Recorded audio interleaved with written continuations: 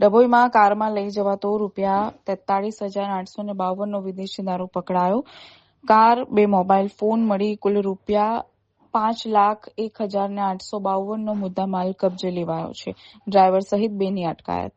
ડભોઈ 3 રસ્તા પાસેથી પસાર થતી કારમાંથી ₹43,852નો વિદેશી દારૂ મળી આવ્યો હતો.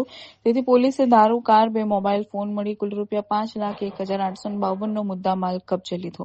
અન્ય ડ્રાઈવર સહિત 2ની અટકાયત કરી અન્ય એક વ્યક્તિ સામે ગુનો નોંધ્યો હતો.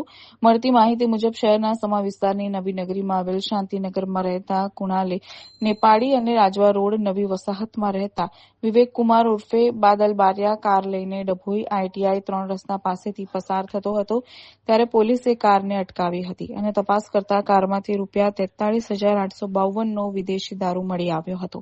તેથી પોલીસે દારૂ, કાર, 2 મોબાઈલ ફોન મળી કુલ ₹5,01,852નો મુદ્દામાલ કબજે લીધો હતો અને બંનેની અટકાયત કરી હતી.